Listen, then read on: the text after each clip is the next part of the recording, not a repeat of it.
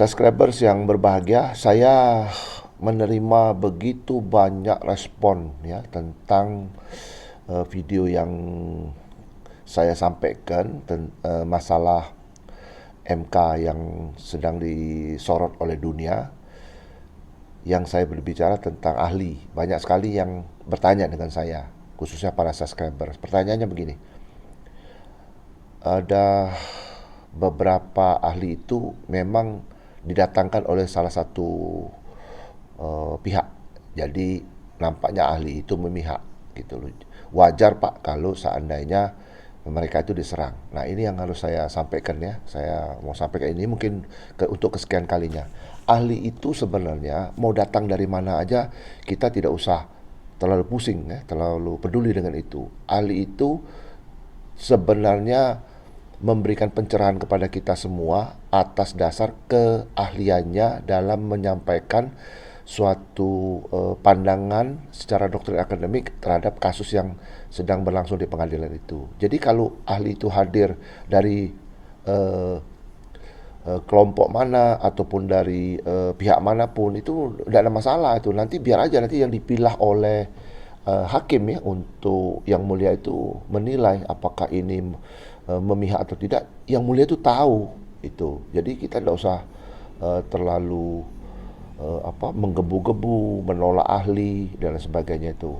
Nah, ini yang perlu saya sampaikan juga. Jadi tidak ada masalah ya, mau dari kubu mana nggak ada masalah. Nah, pertanyaan selanjutnya begini, Pak, itu kalau ahli itu katakanlah ya, dia tidak dari universitas, apakah ahli itu tidak sah, Pak? Nah, ini pertanyaannya bagus sekali nih. Ahli itu tidak hanya dari universitas ya. Ahli itu ada di mana-mana. Jadi kalau orang mendefinisikan ahli itu tidak dengan serta-merta bahwa orang-orang yang datang dari universitas itu jadi ahli, belum tentu. Jadi bukan masalah orang yang punya gelar berderet seperti kereta api itu jadi ahli, bukan. Menurut Karim Nasution di dalam bukunya itu, beliau menulis gitu loh, yang disebut dengan ahli itu adalah orang yang memiliki track record ya. Track record itu artinya dia memiliki record terhadap keahliannya ketika dia dipakai di mana-mana ya oleh pengadilan, dan juga penyampaiannya itu diakui oleh masyarakat ya secara baik ya, sehingga dia bisa dikategorikan sebagai ahli. Jadi saya ulangi lagi, ahli itu bukan karena orang tersebut memiliki gelar yang panjang, bukan ya, tapi memiliki kemampuan narasi, membangun satu narasi berdasarkan pada kemampuannya menyampaikan secara doktrin akademik. Nah, terus ada lagi pertanyaannya gitu.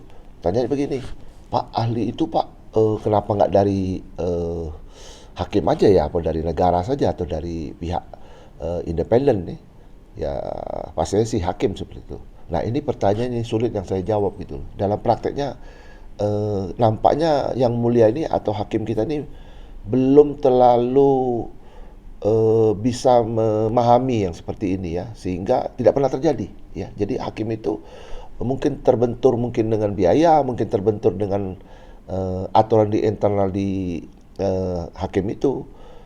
Saya nggak tahu itu, tapi prakteknya nggak pernah ada gitu loh. Namun sebenarnya yang paling benar itu seperti dalam video yang lalu saya sampaikan, bahwa yang benar memanggil ahli itu ataupun mengundang ahli itu adalah pihak hakim, sehingga independen serta fair serta tidak memihak ya. Karena secara psikologis seperti saya juga sampaikan di dalam video itu, kalau ahli itu diundang oleh salah satu pihak misalnya, itu terkesan seolah-olah ahli itu memihak pihak yang mengundang, padahal itu tidak, sebenarnya tidak gitu ya.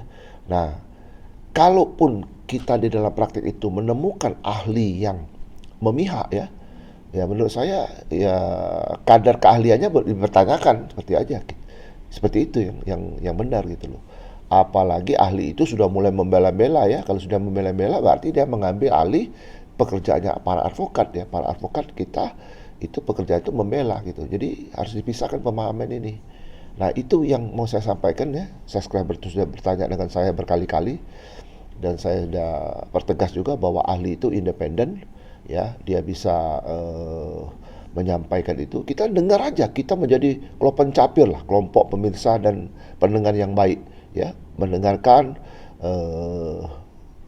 karya berpikir buah pikirannya beliau-beliau itu untuk mendapatkan sesuatu yang berharga di dalam sidang pengadilan itu. Artinya kita mendapatkan putusan yang berkeadilan, putusan yang bermanfaat dan putusan yang berkepastian.